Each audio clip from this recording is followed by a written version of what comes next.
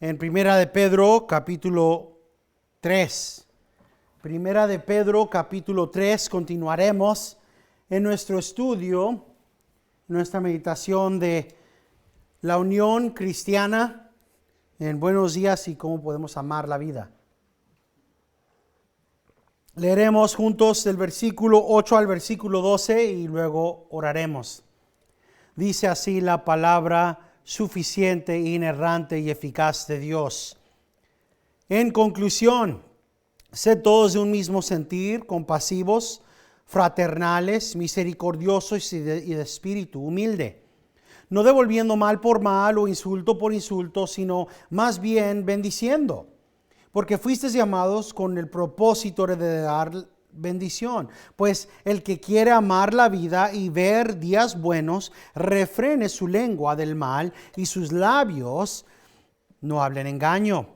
Apártese del mal y haga el bien, busque la paz y sígala, porque los ojos del Señor están sobre los justos y sus oídos atentos a sus oraciones.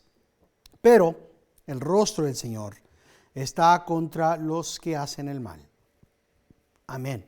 Vamos a nuestro Señor en oración. Padre Celestial, te pedimos, como lo hacemos cada semana, que nos guíes, que fortalezcas nuestra mente, Señor, para obedecerte, para continuar fielmente en la realidad de tu palabra, Señor. Danos ojos que ven tu palabra. Danos oídos que oyen tu palabra, Señor. Danos un corazón blando en el cual se puede grabar y preservar y guardar tu palabra. Y danos una mente, Señor, que es apta para actuar conforme a tu palabra. Esto te lo pedimos en el nombre de Cristo, nuestro Redentor. Amén. Vamos por un momento al Salmo 34.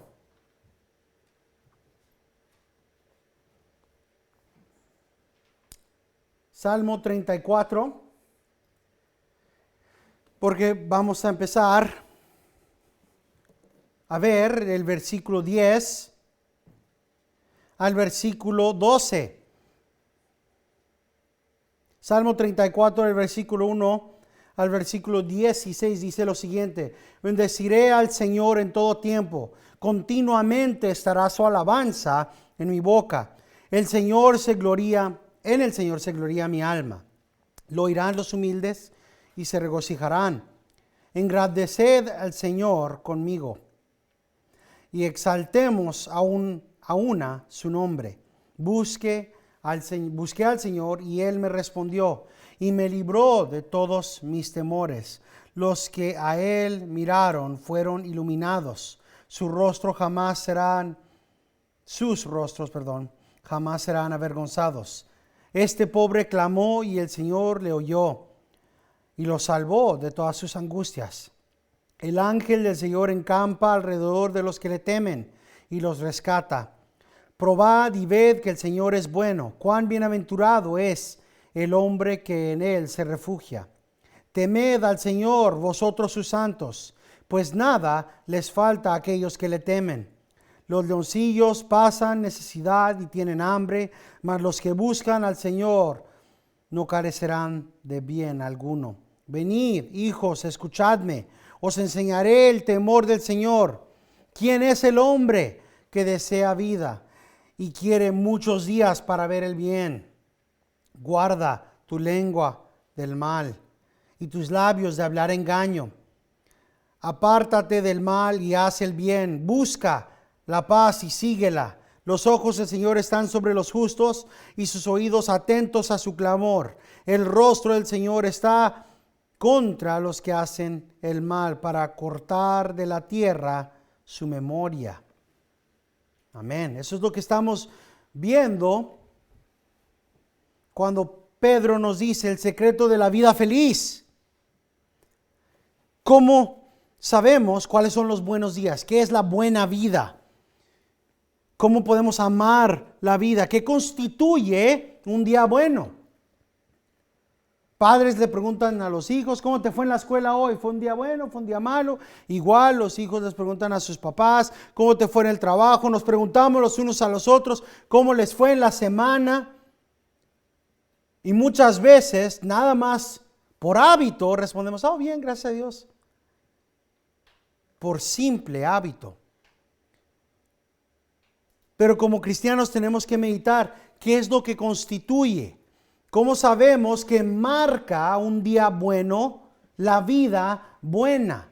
¿Qué es la vida buena? Si le preguntamos a los mundanos qué es la vida buena, qué determina qué es una vida buena o un buen día, van a responder diferentemente. Piénsenlo, ¿qué constituye una buena vida? ¿Dinero? ¿Prosperidad? ¿El ser guapo, atractivo? ¿El tener relaciones sexuales? ¿Las drogas? ¿La propiedad?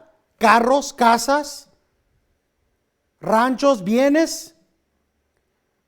¿Es una buena vida cuando las cosas van como tú quieres que vayan? ¿Es un buen día cuando nada mal te pasa? ¿O cuando todo está yendo en la dirección que tú quieres? La gente de este mundo respondería sí. Se me hace que a la mayoría de esos quieren dinero, quieren prosperidad, quieren fama, quieren sexo, quieren drogas, quieren propiedades, quieren carros, quieren casas, lo quieren todo. Y aparte de eso, no quieren enfermarse nunca, quieren tener el cuerpo perfecto, quieren que cada día vaya a su manera, que toda su vida vaya bien. Eso es idolatría. Ahora tengan en mente, no estoy diciendo que no hay espacio en la vida cristiana para desear que el Señor nos ayude en lo que tenemos. Un carro que nos sirva en el invierno de Iowa, cuando caiga toda la nieve. Una casa que no esté goteando.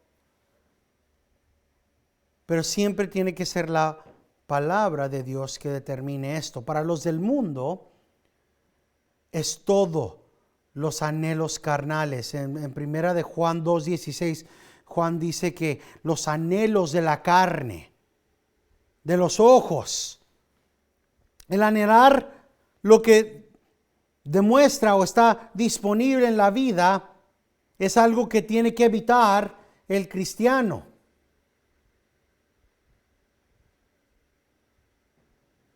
Hay muchos que van a decir, bueno, pues el definir qué constituye un buen día es a la interpretación de uno. Lo que constituye un buen día para un americano no es lo mismo que es un buen día para un sudamericano o un sudafricano o un ruso.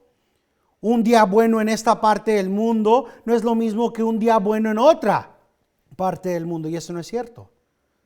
Tal vez aspectos de la vida serán diferentes, pero la palabra de Dios tiene que ser la que determine cómo vemos que es un día bueno, qué es la vida buena, cuáles son las cosas buenas y hermosas y deseables de esta vida. La palabra de Dios es la que tiene que determinar esto. El doctor MacArthur dice, se me hace que todos estamos familiares con la idea de este mundo de la vida dulce, de aquellos que buscan la buena vida, pero queda aquellos en otra sociedad. Y se podemos ver aún en las Sagradas Escrituras. Vemos en el Antiguo Testamento cómo es que la gente busca la buena vida en todos los lugares inadecuados. Era Salomón, con toda su riqueza, tenía casas, tenía caballos, tenía mujeres, tenía sexo, tenía todo lo deseable, terreno, poder, fama. Él tenía absolutamente todo lo que es deseable y anhelable para la gente de este mundo, de este día moderno. Dice, aún la reina de Seba llegó y hablando con él, fue asombrada al nivel de riquezas que él tenía. Sin embargo, ¿es eso lo que constituye una buena vida? ¿Tenía buenos días? ¿Realmente tuvo una experiencia de la vida a lo máximo? Escuchen las palabras de Salomón en Eclesiastés 2:17. Y odié la vida. Odié la vida porque todo es inútil. Y el ir en pos del viento. El hombre que lo tuvo todo. Él dijo, de nada sirve. Tuve todo el alcohol posible, tuve todas las mujeres posibles, todas las riquezas posibles, todas las posesiones materiales posibles, y aún así, nada. ¿Cómo podemos determinarlo entonces? ¿Cómo tendremos la buena vida? Dice Pedro que el que quiere amar la vida y ver días buenos, primero refrene la lengua del mal. No son las cosas materiales, no es el tratar de llenar las casas de uno. Un amigo del papá de mi esposa murió hace rato. Ahora de repente todos eran amigos de él.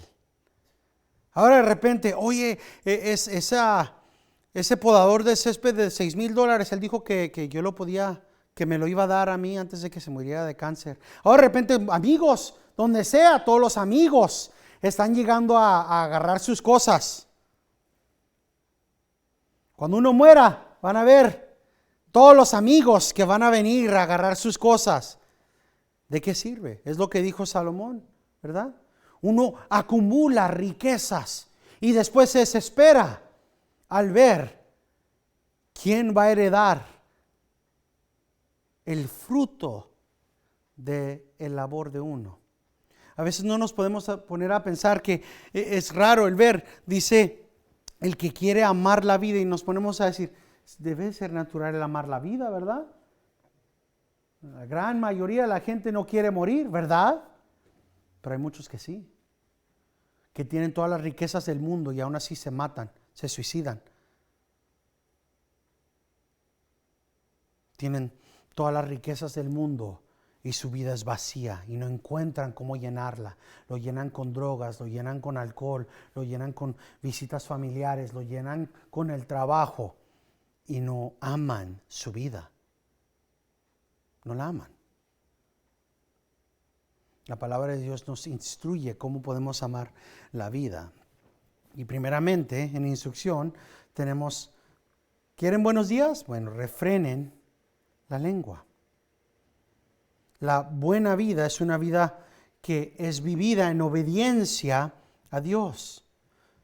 Jesucristo dijo, si me amas, obedecerás mis mandamientos. Estas son las palabras de Jesucristo dadas a sus discípulos que nos llaman a la verdad que nuestro gozo, nuestra fuerza, lo bueno en nuestra vida solamente se puede ser encontrado en Jesucristo. ¿No lo entonamos en cantos? En Jesucristo, el Rey de Paz. Se supone que nuestra vida, nuestro gozo, nuestra felicidad es que en Jesucristo, a través de Jesucristo, en Cristo, no vamos a encontrar la felicidad fuera de Cristo. Pregúntenle a cualquier cristiano que ha vivido una vida de años en Cristo y les pueden decir, mis tiempos más gozosos, más felices han sido aquellos cuando he estado más en Cristo. ¿Quieren saber a alguien que no está en Cristo realmente? Es alguien que no siente nada, no hay remordimiento, no hay tristeza, no hay anhelo de andar en Cristo cuando están lejos de Él. Una persona que no está en Cristo puede pecar felizmente, puede pecar sin remordimiento. Lo que marca a un cristiano verdadero es cuando pecan y se sienten peor que la mugre en las patas de un perro. es la realidad. Se supone que contamos el precio de seguir en pos de Cristo porque Él es lo más valuable, lo más valioso de toda la existencia. Decía el pastor J.C. Ryle, dice, ¿quieres saber si alguien es cristiano? Pregúntale lo que piensan de Jesucristo. Ahora háganse la pregunta.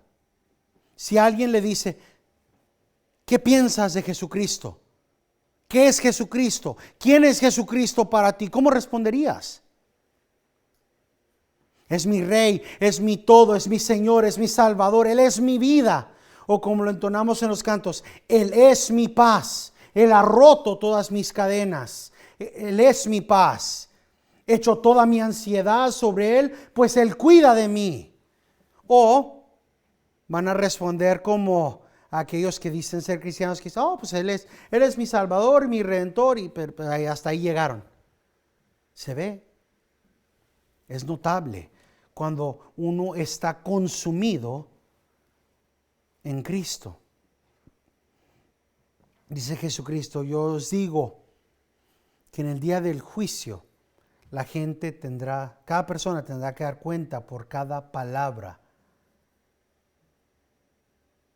Es Mateo 12:36. Y Pedro aquí va en la misma línea instruyéndonos. No, nada más tenemos que hacer al lado toda manera inmunda y ir en pos de la santificación, pero tenemos que hacer al lado aún el hablar malamente. Como hablamos es algo que demostrará. ¿Y por qué estamos hablando de la lengua? Porque en el versículo 9 vimos, no devolviendo mal por mal, insulto por insulto, sino más bien bendiciendo. ¿Cómo habla el cristiano? Le dieron un trancazo en la cara y está en prisión por ser cristiano. ¿Cómo respondió usted? ¿Va a ver mi abogado? ¿O va a ver, le voy a agarrar cuando salga de aquí? ¿O espérese hasta que tenga la oportunidad de visitarle la maldad que me está visitando? ¿O habló usted, como dice la palabra de Dios, no mal por mal, no insulto por insulto, cuando le digan, usted X, o usted lo otro, o usted esto? ¿Cómo respondió? Insultándolo cuando le digan, ¿cómo está menso usted? ¿A poco usted cree realmente que un Dios, que un gran abuelo en el cielo creó toda la existencia en 6 días?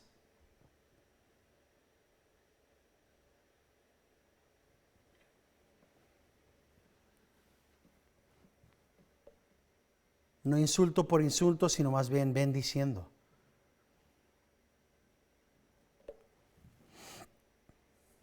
Refrene su lengua del mal. Eso es lo que hace el cristiano, refrena la lengua de la perversidad, de la maldad. Esta es la manera en la que podemos amar la vida, tener buenos días primero, siendo representativos de Cristo, amando a Cristo lo suficiente que aún las palabras de uno marquen esa diferencia. Aún en mi hablar voy a representar a Cristo. Cuando hable, que mi testimonio de todo lo que diga testifique de la realidad de quién soy, que soy un hijo de Cristo.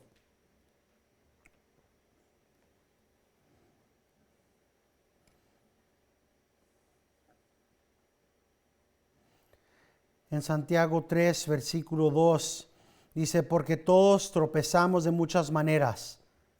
Si alguno no tropieza en lo que dice, es un hombre perfecto, capaz también de refrenar todo su cuerpo. Acuérdense que en Santiago 3 tenemos la instrucción de guardar nuestra boca, de que parte de la vida del cristiano maduro tiene por necesidad de que el cristiano piense y controle la lengua. ¿Por qué? Porque sabemos que la lengua es un veneno, es una llama. Es algo peligroso. Llega el hijo, la hija, después de haber sido insultado en la escuela, y luego primero que escuchan del papá o de la mamá: oiga, inútil, ¿por qué no limpiaste? ¿Que no viste que me la pasé todo el día en el trabajo y estoy llegando a la casa a esto? O el esposo hablándole a la esposa: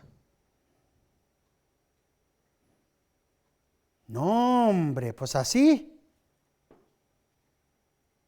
hasta solo estuviera mejor. No.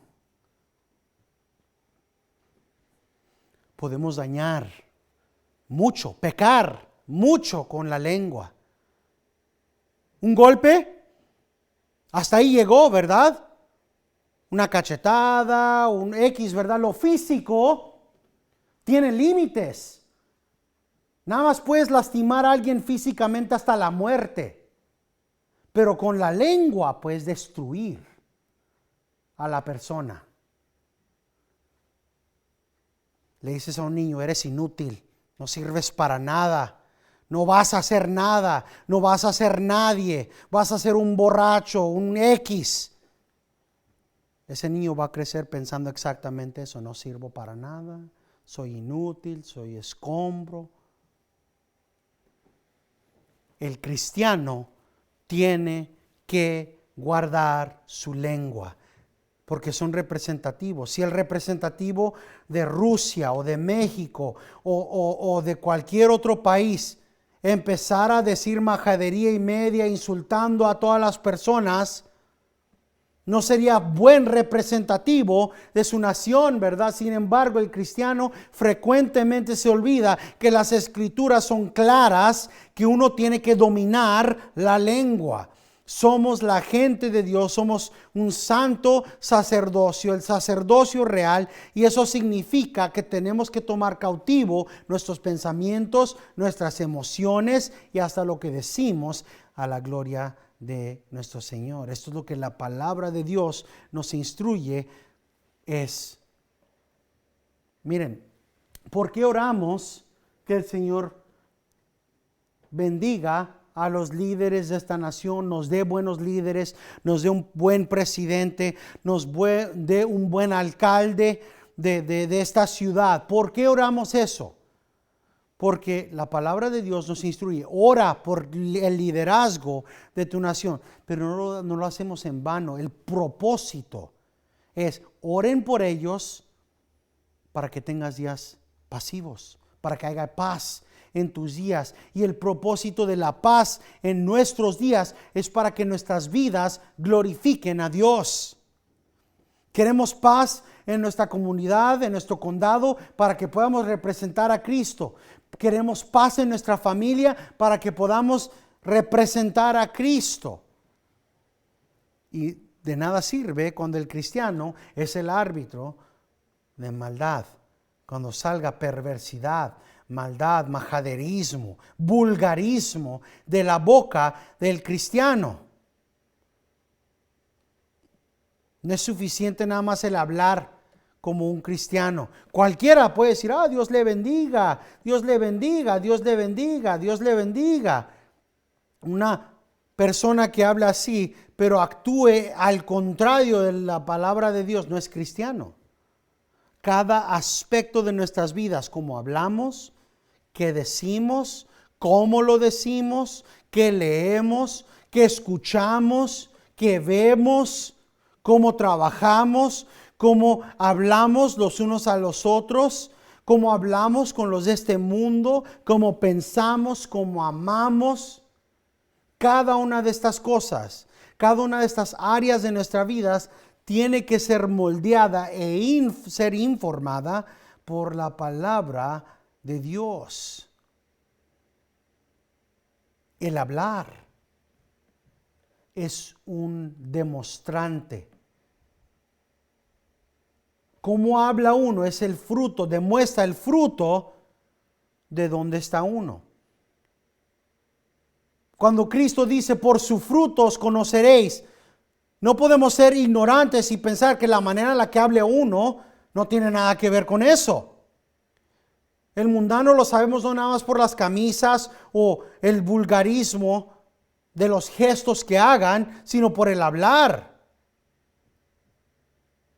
De cuál es el tema de su hablar. De qué es de lo que hablan. Hablamos en el catequismo hace rato de qué es el arrepentimiento. El dejar el pecado y con determinación ir en pos de la obediencia a Dios, ¿correcto? Nuestras vidas tienen que ser acciones continuas de dejar el pecado y de ir en pos de obediencia en Cristo. Bienaventurados son los hacedores de paz, porque ellos serán llamados ¿qué? Hijos de Dios. Nuestro trabajo no es, cuando vemos a dos personas en medio de un pleito o un argumento en el trabajo, no es el ir y echarle gasolina al fuego. Es el llegar como hijos de paz. ¿Qué pasó? Vamos a calmarnos un poco aquí. Aún más cuando es un hermano peleándose con el mundano. Una hermana peleándose con el mundano.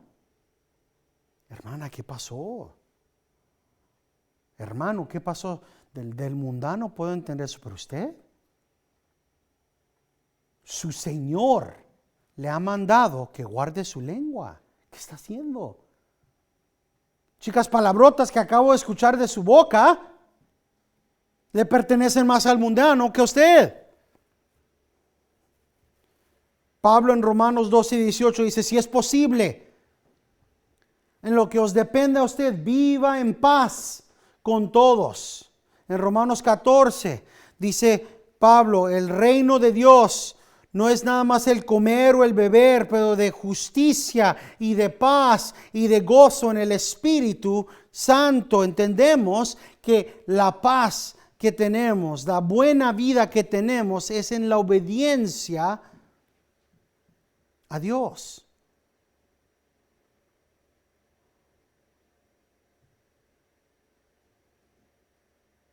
Aquellos que toman el título de cristiano o ser evangélicos no sirve absolutamente nada si no están yendo en pos de la paz. Cada uno tiene su verdad. No es cierto. Hay una verdad.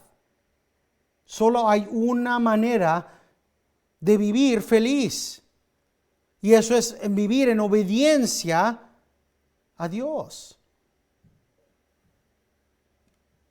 Es pragmatismo. No, mientras que sirva, ¿verdad? No. Tenemos que obedecer. Hay que guardar la lengua. Y no nada más guardar la lengua, sino los labios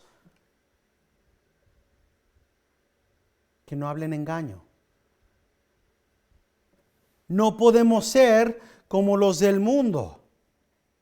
Lo he dicho miles de veces porque es el engaño más fácil. Dile que no estoy. ¿O no? Es el engaño más fácil. O timbra el teléfono, diles que no estoy. Claro que ahora todos tenemos celulares, ¿verdad? Pero acuérdense de esos tiempos. Diles que no estoy. Dile que no estoy. Mejor no respondan. Aún mejor, dígale a la persona, hoy no puedo. Hoy no puedo tener visitas. ¿Por qué? Porque yo quiero pasarme el tiempo con mi familia. Gracias por haber venido, lo entiendo, pero hoy es día para mi familia. No podemos ser engañosos. No es del cristiano el engañar, porque el engaño es pecado. Pero empiezan las cosas más sencillas. El que quiere amar la vida y tener o ver días buenos, refrene su lengua del mal y sus labios no hablen engaño. Sean los que hablan la verdad, sean los que buscan la paz, sean fieles siervos de Dios. Apártense del mal, hagan el bien. Todo es la vida cristiana. ¿Quieren tener buenos días? No hablen como los del mundo, no engañen como los del mundo, apártense del mal y hagan el bien. Siempre va a haber la oportunidad de hacer perversidad. El mundo siempre lo va a ofrecer.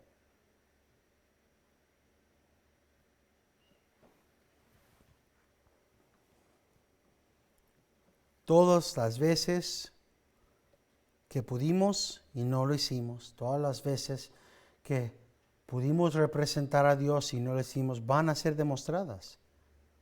Cada vez, cada situación.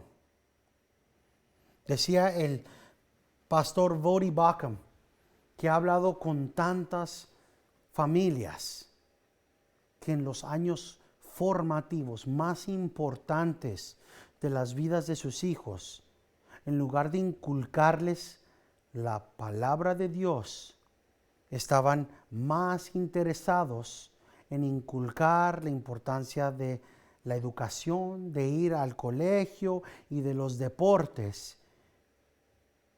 Y a los 20 años, 25 años, ahora tienen hijos e hijas que no les importa nada de Dios. Y dice el pastor Voddie Baucham que cuando lleguemos a la gloria, cuántos trofeos tienen los hijos y cuántos certificados de la educación tengan, no va a importar para nada. Lo único que va a importar es si están en Cristo, si obedecieron a Cristo y si vivieron por Cristo. Esas son las únicas recompensas que son importantes. Ahora tengan en mente, esto no lo dice un pastor que nunca se la pasó en los deportes. El pastor Voddie Baucham fue a la universidad como un atleta del fútbol americano. No estaba hablando como alguien que odia los deportes, él le gustan los deportes. Fue a la universidad como deportista, pero él estaba diciendo que el cristiano tiene que ser cristiano. Tiene que inculcar la realidad de la vida cristiana, porque si no inculcamos las importantes realidades de la palabra de Dios en los años formativos de los niños, el mundo inculcará a los hijos lo que ellos piensan que es importante. Apártense del mal y hagan el bien. Busque la paz y sígala. ¿Por qué? Versículo 12. Porque los ojos del Señor están sobre los justos y sus oídos atentos a sus oraciones. Los ojos del Señor están sobre los justos, dice Juan Calvino. Debería ser una consolación para nosotros, suficiente para mitigar todas las maldades, que el Señor mismo nos ve y está listo para ayudarnos en tiempo.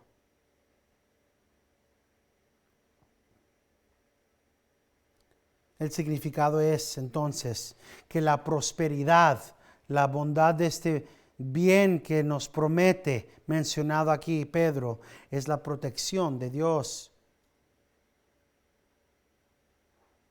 Porque si la gente de Dios no es cuidada por su Señor, serían como ovejas expuestas a los lobos. Lo bueno es que al grito más leve despertamos un fuego que no podemos comprender. Una pasión del que dijo: la venganza es mía. Podemos estar confiados que sucederá esto. ¿Por qué no consideramos entonces que el Señor está cuidándonos, que es atento? Y ir a Él cuando lo necesitamos. Es una cosa maravillosa el pensar. Los ojos del Señor están viéndonos, está atento a nosotros. Ahora, ya sabemos que Dios es omnipresente y es omnisciente, pero no estamos hablando de eso, estamos hablando de la atención de Dios como Padre. Los ojos del Señor están sobre nosotros, sus hijos, los ojos de amor, los ojos de ese Señor que es el fiel y buen pastor, y nosotros somos los recipientes de la gracia de los ojos de Dios viéndonos. Como un buen papá o una buena madre viendo a sus pequeños jugar con esos ojos listos para asistir cuando el hijo o la hija se tropiece o algo le suceda.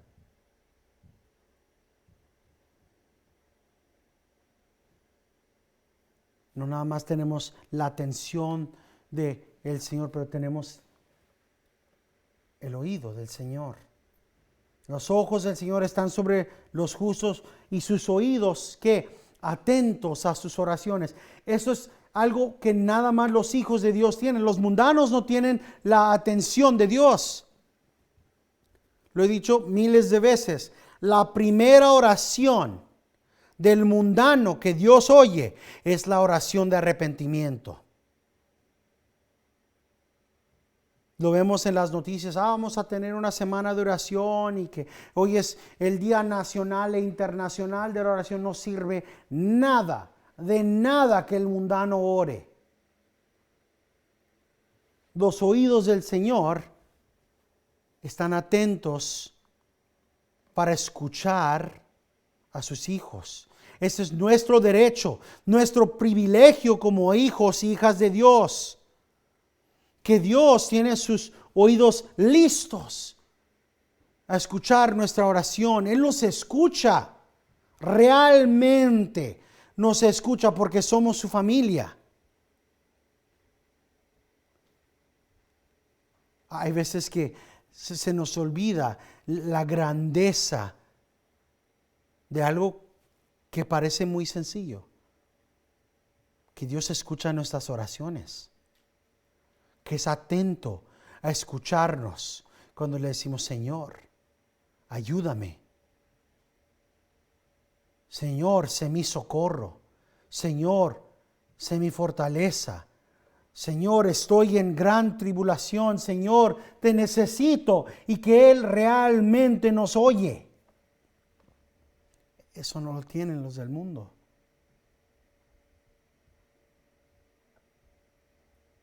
Las últimas palabras de el pastor Carlos Spurgeon eran de gozo. Antes de morir, él dijo, ¿no los oyes? ¿No lo oyes? Y le preguntó uno de sus hijos que estaba con él, oigo, ¿qué, papá? Los ángeles, mi Señor viene por mí. A comparación de las palabras de muchos de los mundanos, de desesperación en sus últimos momentos de vida. No hay nada, hay obscuridad, tengo miedo, no quiero morir. No estamos solos.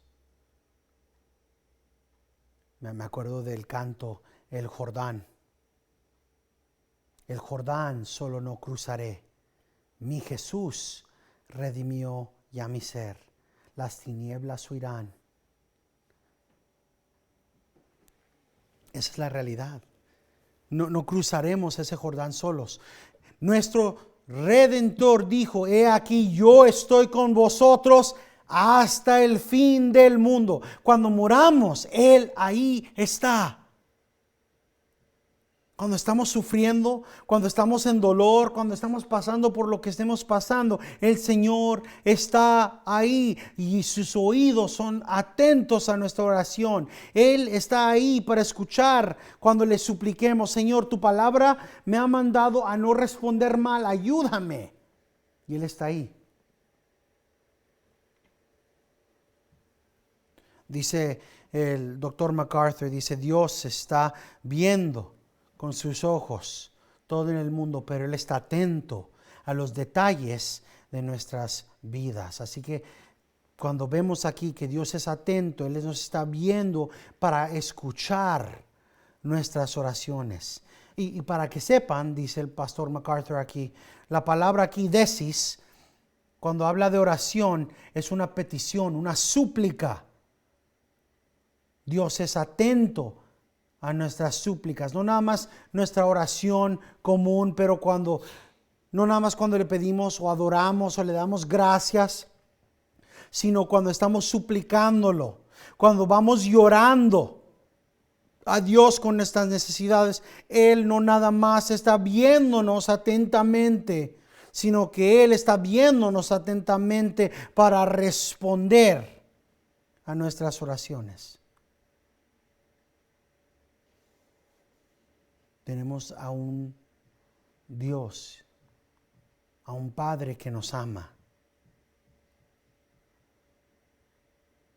No a un Dios inaproachable, no a un Dios lejos, no a un ídolo.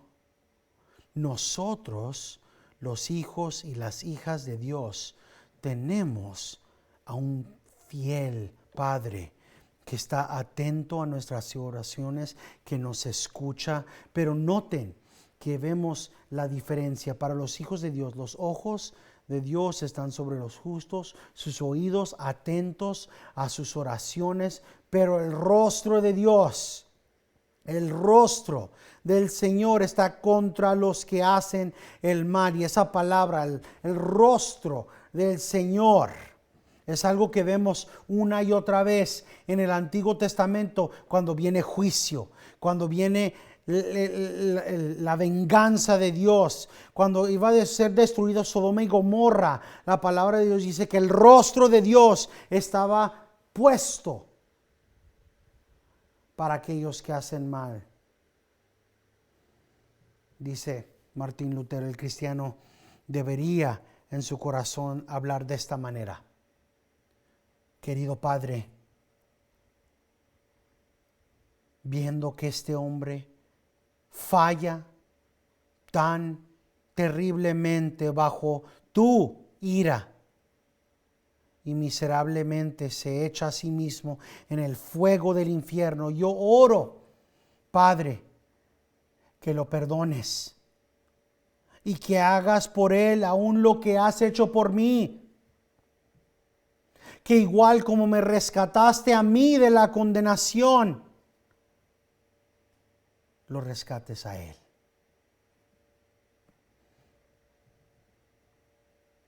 Es como dije la semana pasada, somos libres. Nosotros sabemos a dónde vamos a ir. Y eso nos libra para representar a Dios perfectamente, aun cuando estemos en situaciones difíciles. El orar, el bendecir en lugar de maldecir a las personas, es el decir: Señor, yo sé a dónde voy. Yo sé que me has rescatado, Señor, y te imploro que rescates a esta persona que tanto me maltrate, que tanto me ha maltratado.